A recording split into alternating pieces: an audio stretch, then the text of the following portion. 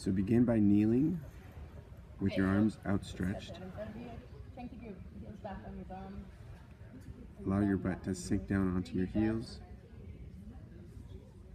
Reach out with your hands as much as you can, opening up your lower back.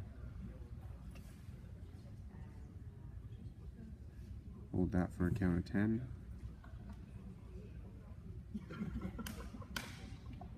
Then slowly move your fingers out to one side. Left side. Keep the opposite hip anchored down. And feel into the stretch from all the way down your right side.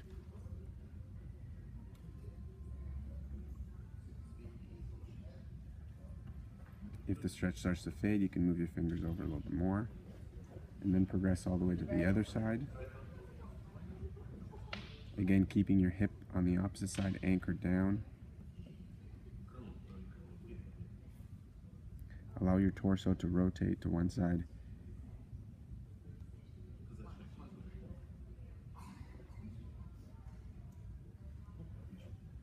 Come up onto all fours, knees under hips, hands on the shoulders, and go into a cat-cow, extending and flexing your spine.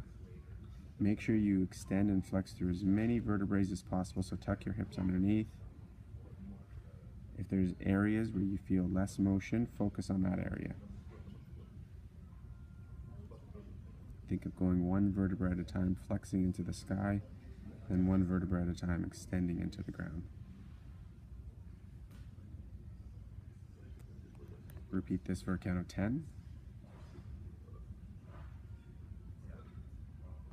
And think of all the motion coming from your spine.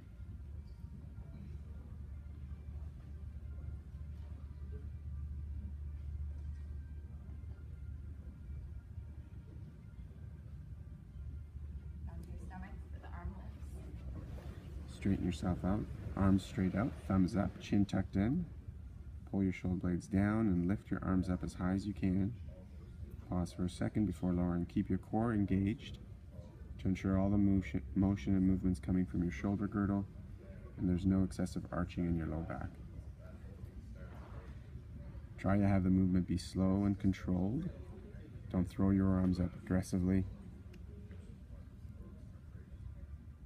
And keep your focus and attention on your upper shoulder area, around your shoulder blade. Do this for a count of 10. Jump into high plank. Transition into a high plank, hands on your shoulders.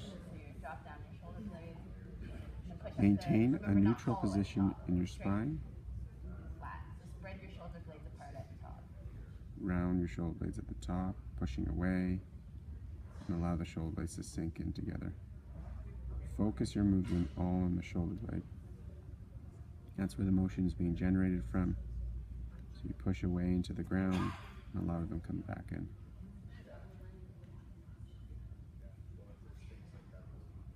Keep your core engaged and ensure that the rest of your spine is kept neutral. And push back to a down dog. Press into the ground and push back into a downward dog.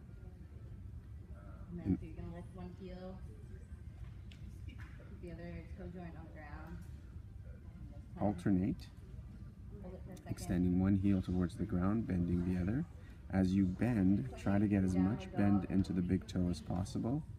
And as you extend your heel, try to reach your heel out towards the ground as much as possible. So you're getting a stretch on the back side of one leg and on the back of your toe of the other leg. Maintain the pressure against the ground from your hands. And after a count of 10, work your way back Down dog. And then into a push-up position. back. And push down against the ground into a downward dog. And then come back. This motion will be executed by your shoulder blades, so think of pressing into the ground as you push back, and as you're coming back to the center, try to maintain the motion from your shoulder blade. 10. After a count of, do this for a count of 10.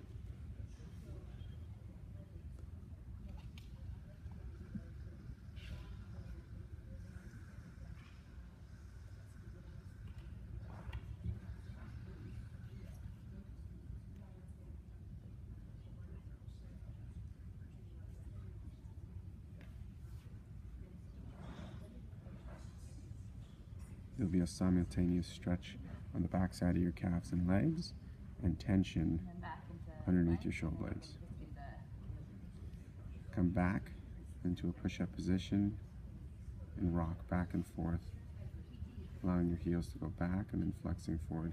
While you do this, maintain a strong, stable position in your shoulder girdle. Don't let your shoulder blades droop in together. and thread the needle to 5 on each side. Come back onto all fours. You can sit your heel down, your bum down towards your heel slightly.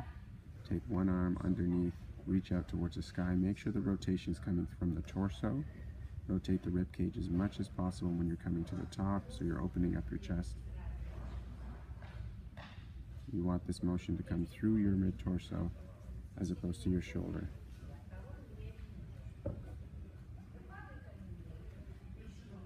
When you're reaching towards the sky, simultaneously press down with the other hand against the ground and reach up with the hand towards the ceiling. Breathe in as you come down. Breathe out as you reach up towards the sky. Do 5 on each side.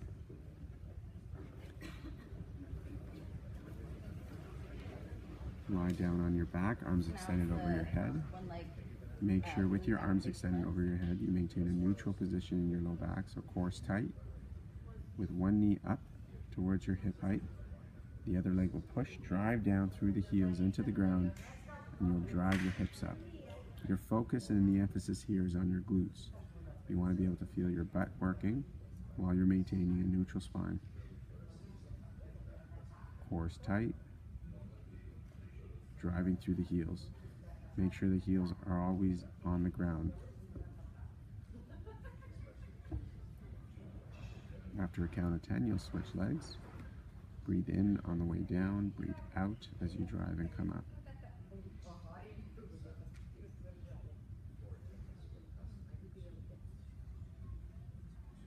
If the gymnast has a shoulder injury and they cannot raise their arms overhead, you can have them be out to the side. But make sure your core stays tight throughout the process.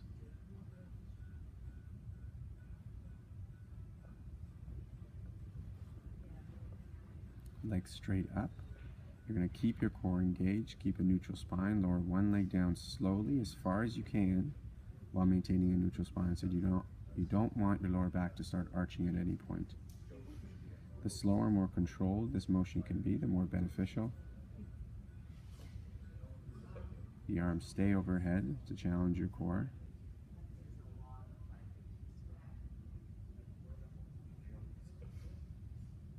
If the leg can't reach the ground without your back arching, stop and go only as far as you can while maintaining a neutral spine. Over time, you'll increase your strength and be able to get down to the ground. After a count of 5 on each side, you'll now transition to this, the windshield wipers. You'll lower your legs out to the side. The goal here is to make sure the opposite hip stays anchored down onto the ground. You do not want the opposite hip to rotate with the leg that's rotating. Again, go slow, go controlled, and be attentive to the tension in your core.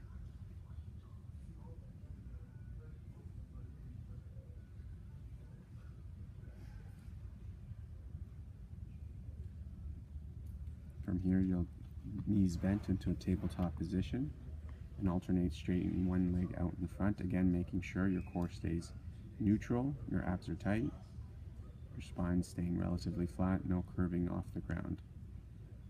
Again, straighten your leg as far as you can, or as far as your core strength will allow you to.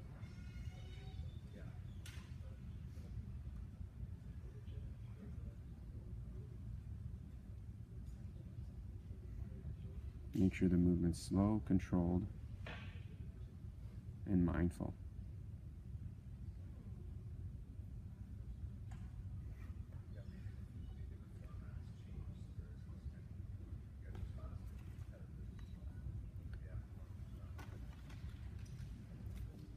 And that's the one leg roll up. After a count of 10, you're going to roll up onto one leg, pivot on that same hip, arms extended overhead, and rock down to the ground. The goal and intent here is to try to maintain a straight line from the top of your fingers to your heels. The straighter that line can be, the better. And allow yourself to rock forward and back, engaging all the muscles on that right hip, your low back. After a count of 5, keep your upper body extended straight out, keep your thumbs up, aiming to the ceiling, and lift that other leg up and down 5 times with an emphasis on your glutes. Roll back down, switch legs, and repeat. Ensure that as you're coming up from that squat, your feet's flat on the ground, your heels flat down. Again, rock from your toes to your fingers onto the ground, trying to maintain a straight line from your heel to your fingertips. Your core is engaged, your back is flat.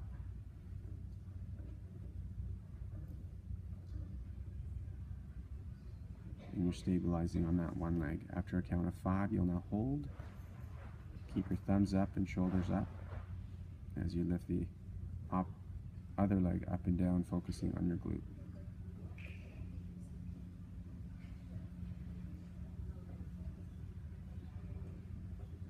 We'll now transition to a more dynamic. Arms straight overhead, making sure the spine is staying neutral.